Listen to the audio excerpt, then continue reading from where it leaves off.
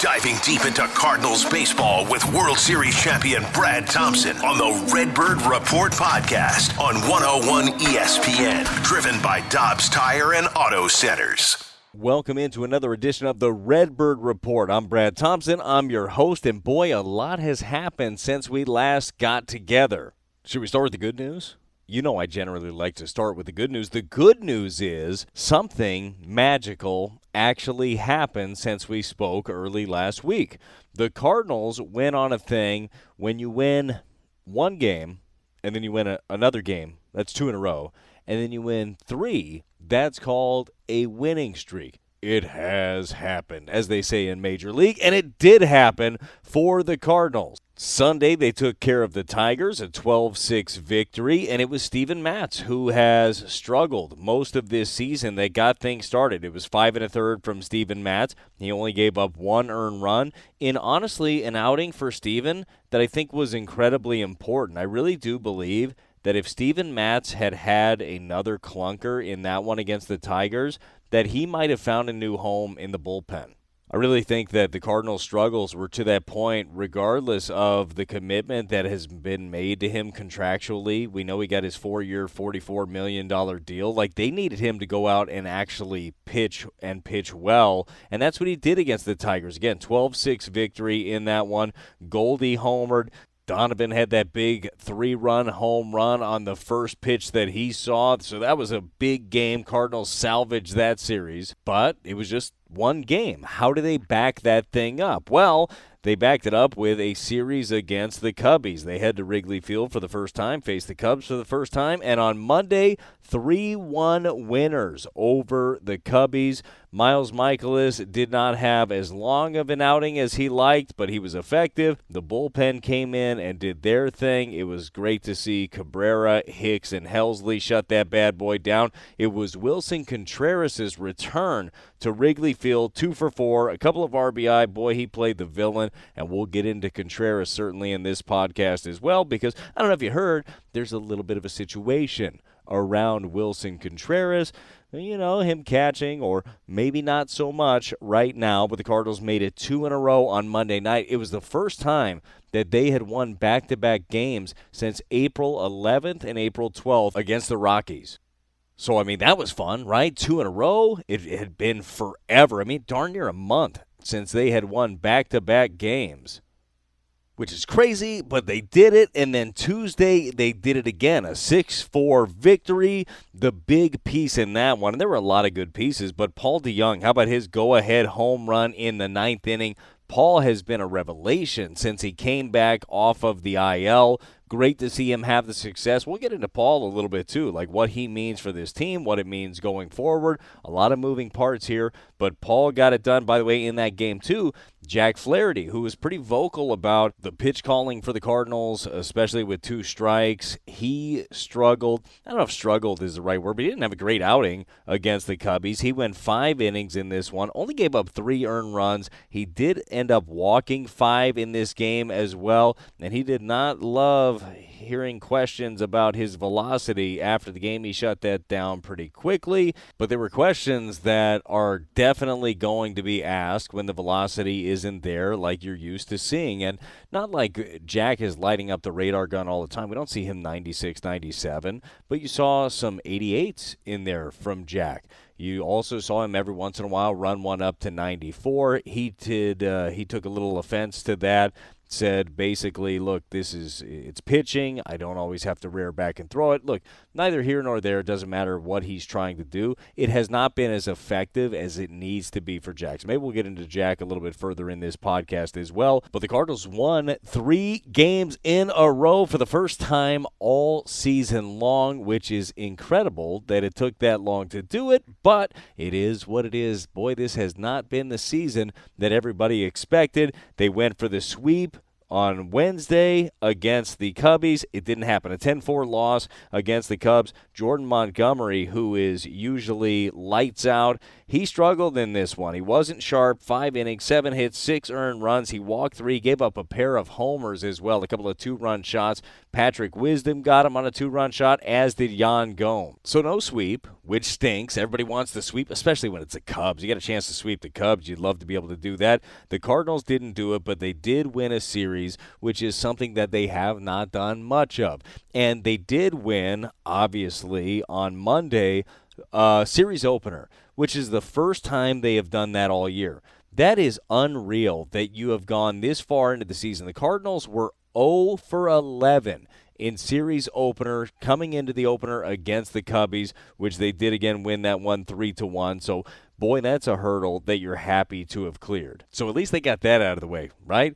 They got the series opener thing out of the way. They got their first winning streak out of the way, which we'd love it to be a lot longer because we saw a long losing streak for the Birds. But here we are. As I sit here today doing the podcast, the Cardinals have an off day in Boston. The Cardinals are 13-25. They are in last place in the Central Division. They are 8 games back of the division-leading Pittsburgh Pirates, who, by the way, are not playing great baseball right now. Hot start for the Pirates. They are 1-9 in their last 10. How about the Milwaukee Brewers? 2-8 in their last 10. The top of this division is letting the Cardinals creep back in if, in fact, they can take advantage of it.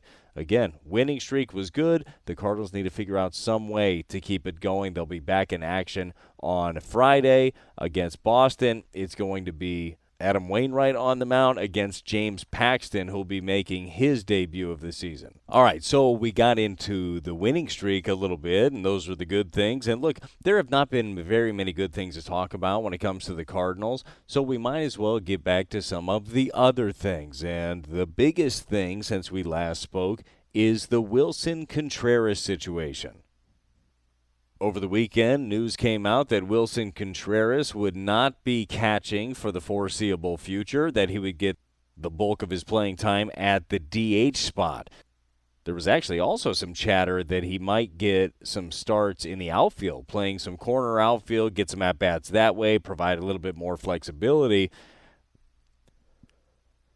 But that was quickly squashed by President of Baseball Operations on Sunday. John Mozeliak said that that would not be the case. He's not going to be playing the corner outfield after talking to Willson.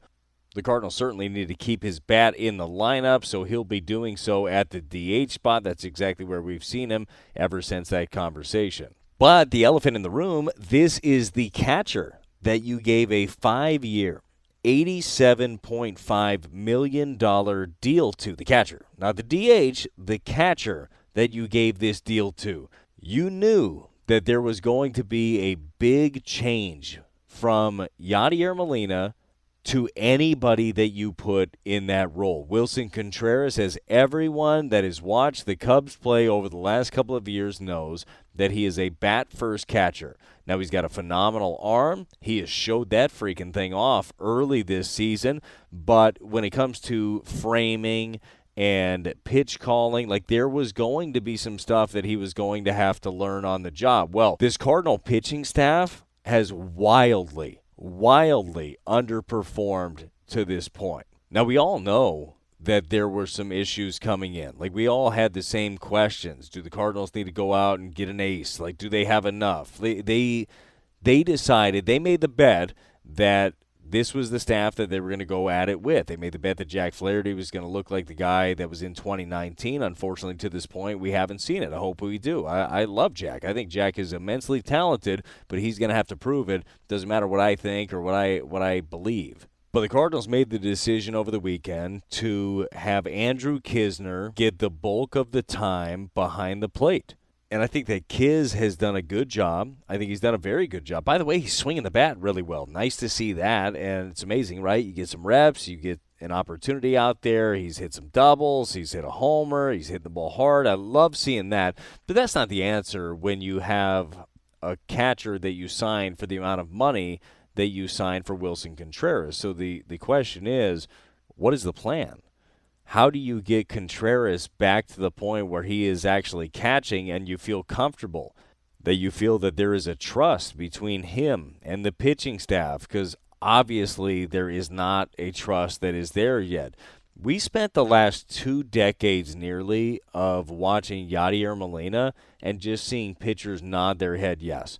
And oftentimes the yes wasn't there probably for a lot of these guys because they had full conviction in whatever pitch that they were going to throw.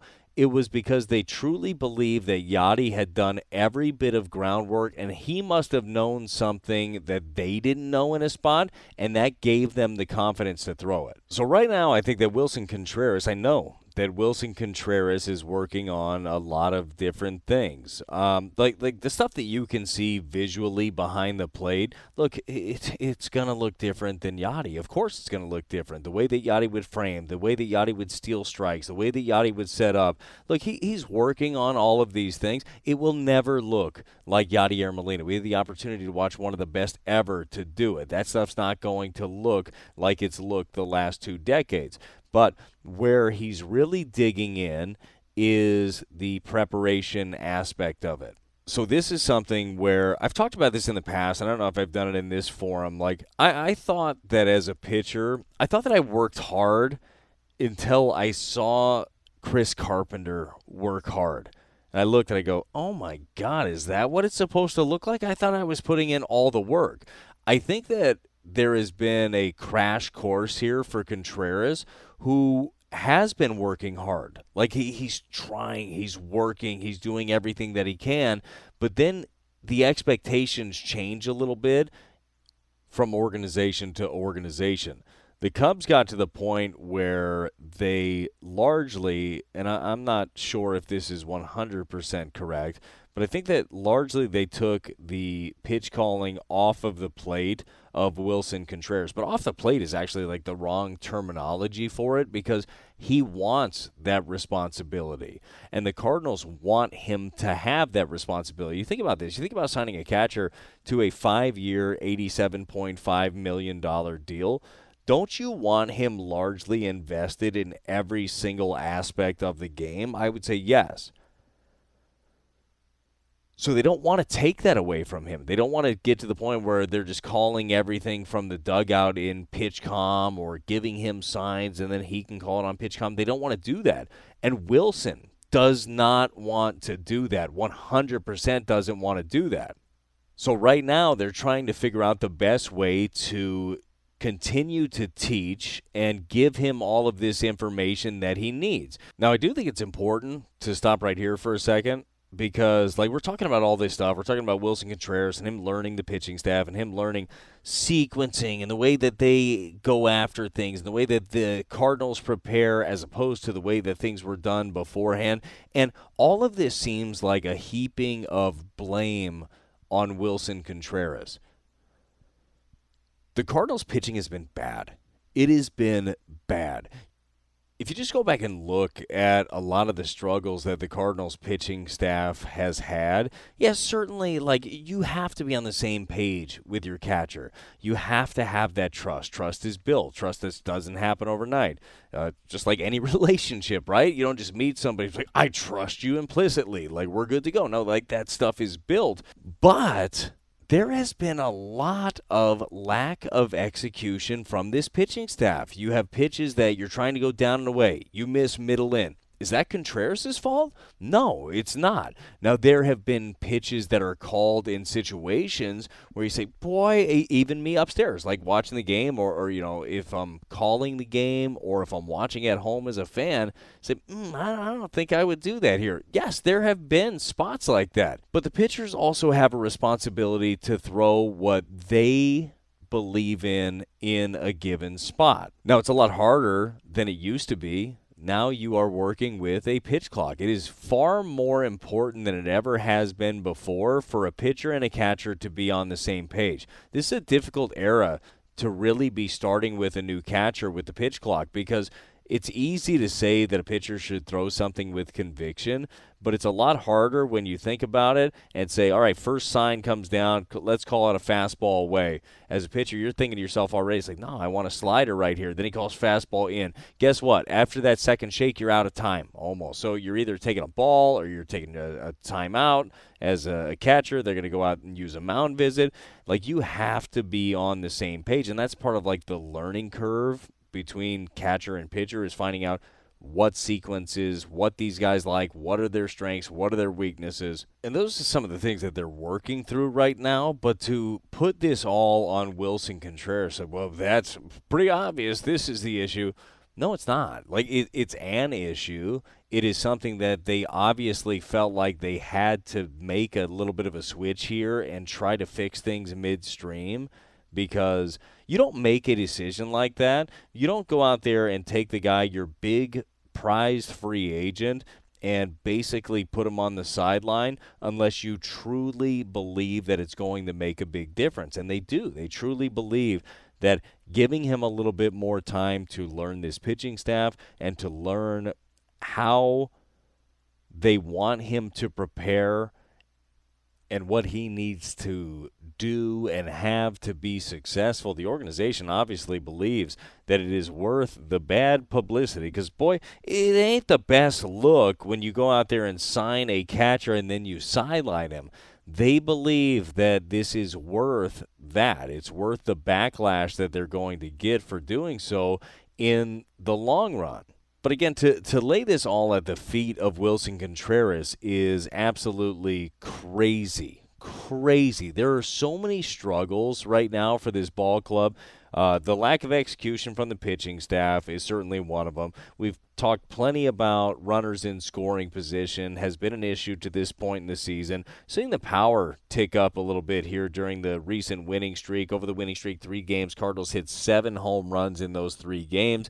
That was great to see because we know that there's more power in this lineup top to bottom. We saw the defense crack at times. Like, there have just been so many different issues that have popped up. But this Willson Contreras stuff, it is not ideal for the organization to be in this spot. But they believe that they are going to come out of this, that they have a plan in place, that he is continuing to do the things that they need him to do, things that he wants to do. Because, like, that's one of the biggest things here to point out. Willson Contreras wants to be great behind the plate.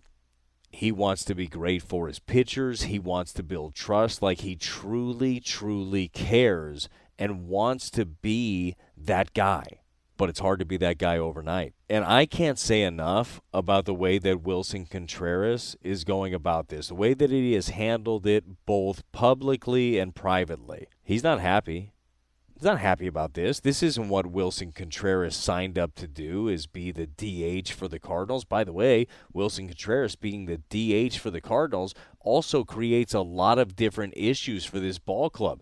Gorman was getting a bunch of those reps as DH. A little bit easier right now with Tyler O'Neill on the IL currently with the back issue because Donovan's playing a little bit more left field, but you would love to be able to free up that DH spot for Gorman or whoever else in a given situation. So, like, that creates another issue. But Contreras has done nothing but handle this with class. He's put out a couple of statements. He's talked about it. He said, look, I'm an employee, and I'm paraphrasing here. I don't have the quote in front of me, but he said, I'm an employee. They asked me to do something. I'm going to do it, but I do believe that I am a catcher. And he is a catcher. He's got a great arm behind the plate. He's got a freaking hose, as we talked about before. He has shown that off so far. But he'll get back there, but the process is going to take a minute. So stay tuned. I mean, I guess that's the only thing that we can do with the Willson Contreras, the catching part of it, is stay tuned. The bat's going to be in the lineup day in and day out because that bat better be in the lineup day in and day out. Again, Andrew Knizner is filling in behind the plate, and I think Kiz is doing a good job. Now, it is not fixing the pitching woes. You're still seeing guys miss locations wildly. You're still seeing 2-strike hits. So it's not like something was magically fixed overnight, but one of the bigger things that I think that Willson Contreras and Andrew Knizner, and these two guys are working together because it is a team, right? Everybody helps each other. I think that Kiz is really helping Contreras learn how he prepares and what he does for a given series. Because I think that the way that Contreras prepares and the way that Kiz would prepare for a series, I think they're vastly different. And the two are going to end up learning from each other. And I think that there's a lot of give and take there. But right now, Kisner swinging the bat pretty well behind the plate. I think he's calling good games. I feel like the sequencing has been good, all of that stuff. But it hasn't fixed the issues. It hasn't fixed the execution to this point. But they're trying to give Contreras a little bit more time to get to the point where they can build that trust. So, again, stay tuned because this is going to be one of the, if not the biggest storyline of the season for the Cardinals. All right, off of the Contreras situation, what else we got? How about Paul DeJong? How about Paul DeJong since coming back off of the IL? Remember, it was the back that was bothering him. We all know the forgettable last 3 years where you look at combined, he was hitting under 200. Boy, has it been ugly for Paulie D. Well, guess what? All of a sudden, it's all smiles when it comes to DeJong because he has been getting it done for the Birds. Since Paulie D's return, it's been 13 games. He's hitting .364, a .417 on base, a .636 slug. I did the math. That's all good for a .1053 OPS. He's got 3 doubles, 3 home runs, 6 RBI, playing a really good shortstop for you as well. And all of a sudden, somebody that, look, we all know the narrative with Paulie D. A lot of people said, cut ties, what are you doing? Why hang on to him? Look, the money was spent already. You might as well find out exactly what you have. Let him go to AAA. Let him come back. He's been great. He has been great for you thus far. Will it last the rest of the season? I don't know. I hope it does. I hope it does for him. I hope it does for the team because I think that they could really use him. But the adjustments that he's made, the swing changes that he's made, it's so much quieter. We've talked about it already. But you've probably had a chance to watch it even more here during these 13 games. He doesn't have the big leg kick anymore. It's just a little toe tap. He's quick with the hands. His head is balanced. He's not bouncing all over the place. And he is hitting the ball with authority. He's crushing fastballs. He's crushing breaking balls. Anything up at the zone, you make a mistake. Sorry about your luck. He's going the other way also. He's doing everything that you could want right now with the bat. Again, I don't know if it's going to continue. I don't know if this is just a hot streak for Paulie D, but I hope it's not because I hope for his sake, again, the last 3 years have not been good. We all get it. We all understand it. He understands it too. I'm sure he's tired of talking about it, but it's a big deal when you have a downturn the way that he did. But the Cardinals are going to need him. The Cardinals need help anywhere that they can get it, and they're getting it at the shortstop position. They're getting it with Paul DeJong to this point. We also talked about a little bit earlier when we were talking about the winning streak. We talked about Jack Flaherty. And Jack Flaherty last time out on Tuesday against the Cubbies, he goes 5 innings, 7 hits, 3 earned runs. He ended up walking 5 in that game. And when you watch it, look, Jack battled. Jack made some pitches when he needed to, got a bunch of double plays behind him. The line could have looked a heck of a lot worse than it did for Flaherty. But he did not look like the dominant pitcher that the Cardinals hoped he would be, really that they bet on him being by not going out there and signing all of these other free agents. Like that's telling you that they really expected Jack to be a guy this year, a big-time front end of the rotation guy. And right now, at this point of the season, Jack Flaherty has not been that. He's got an ERA north of 6. And after the game, he was asked about various things, right, about the ball game. But one of the questions was about his velocity, and he got mad about it. He got mad about that. He said, I'm sick of answering questions about that. Again, paraphrasing, don't have it in front of me. But he said, I'm done answering stuff about that. This is pitching, and I take some off, and I put some on. And he's absolutely right. Like, that is pitching 101. If you just go back there and you rear back and you try to throw it through a freaking wall all the time, you're going to run into some struggles. You better save some. You better save some early in the game so you can use more later. But I do think that the question is warranted when it comes to Jack at this point because you're not seeing him rear back in spots where maybe he had in the past. And when you're seeing some of these hits that are happening off of Jack that are mistakes that end up in the middle of the zone, which, again, Jack is not the lone guilty party of mistakes. There's a whole long line of pitchers in that one. But a lot of them, you go back and look at it and say, man, it was like 90 or 91, where you're used to seeing an uptick in Jack. So, look, it's up to the pitcher what he's feeling at the point. If you got to take a little off to put the ball where you want to, that's pitching. Like, that is part of the art of it. As we've all watched Adam Wainwright evolve over the years, like, he's not throwing 94 miles an hour, but he puts the ball where he wants to. He moves it around. Like, that is the art of it. But when you see Jack Flaherty and you know the upside that he has, like, I think it's a question that you could expect to ask. And I do think, look, Jack needs to handle that better. He needs to be able to handle the media a little bit better. He needs to be able to answer the question that he wants to answer. You don't have to answer the question that was asked. Like, that's the beauty of spinning the media. You can ask anything you want. He can answer anything he wants, and he could have done a lot better job in that one. At the end of the day, the Cardinals ended up winning the game that he pitched in, but there is more there for Jack Flaherty, and you understand where Jack is at right now. Jack's got an ERA that's above 6. Jack is an impending free agent at the end of the year, and we know that the Cardinals' success does not fall squarely on the shoulders of Jack Flaherty, but it certainly falls on this pitching staff that needs to be a lot better, and Jack is a leader of it. Whether you believe it or not, he is. Like, Jack is one of the guys that guys in that room are looking towards and are ready to follow. So he's frustrated, and understandably so, but Jack just needs to go out there and execute pitches. He doesn't have to worry about the questions that are coming in. He needs to do a better job at deflecting those. But I get the frustration. Guys, I get the frustration. You realize that I was once asked after a start, hey, Brad, where do we go from here? And I literally said, I don't know, go find a puppy to kick. So I get it, okay? I was not very smart sometimes in front of the media, but I think that Jack can be a little bit better. Live and learn, right? I haven't said that again. Apparently that's not a turn of phrase that people use. You can actually look up my Major League debut if you want to on YouTube by just typing in puppy kicker's debut. Boy, wish that wasn't a thing. Wish I was better on the internet. I could fix that. But Jack's looking to fix some things this year too, and it's incrementally. Like, stuff doesn't happen overnight. Like, you don't just figure it out 5 days later. It's like, boom, I'm going to go out and dominate. It is a process, and he is still working to get back to where he was. Jack's missed a lot of time in the last couple of years, but Jack is incredibly driven. He's also incredibly intelligent.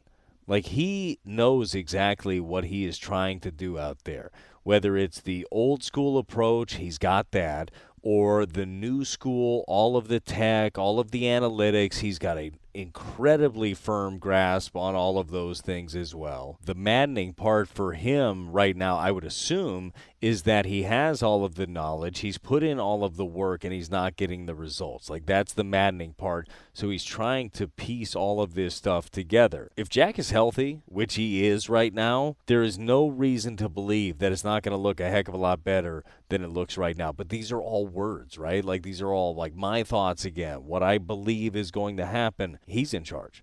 He's in charge of it. Just like the rest of this pitching staff is in charge. Like, I could sit and talk about each and every starter for the Cardinals, really outside of Montgomery, who had the bad outing that we just talked about against the Cubbies. There is no one reason that the Cardinals are in the spot that they are in right now. There are so many reasons, as we have talked about during this podcast, but there are also so many reasons to be hopeful and believe that it is going to be better. This team has way more power than they have shown off. We got to see it during a win streak. Again, 7 home runs in the 3 games. The bullpen is really freaking good.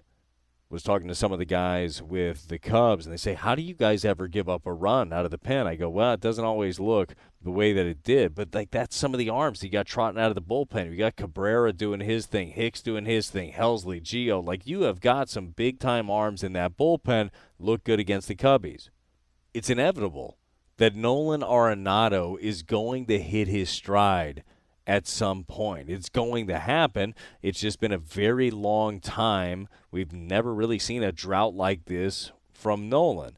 But that's going to get better. Goldie has been really good. Contreras is hitting the ball well. Nolan Gorman is ripping the cover off the ball, hitting everything hard. Love seeing the opposite field home run again. So there are some things to be happy about for sure, but you can't be happy about the record. You can't be happy about being in the basement of an NL Central that is incredibly winnable. As we talked about in the beginning of the podcast, the other teams are letting you back in. The Pirates aren't playing good. The Brewers aren't playing good. The Reds are not good. You need to prove that you can battle your way back. The Cardinals have dug themselves a hole. What will they do about it? We'll find out this weekend. The Cardinals take on the Red Sox over the weekend. Friday, Saturday, and Sunday at Fenway Park as the Cardinals hope to pick up another series win and chip away in the Central. Until next time, I'm Brad Thompson. This is the Redbird Report. You've been listening to the Redbird Report podcast with Brad Thompson on 101 ESPN. Driven by Dobbs Tire and Auto Centers. Check out every episode at 101ESPN.com or on your 101 mobile app.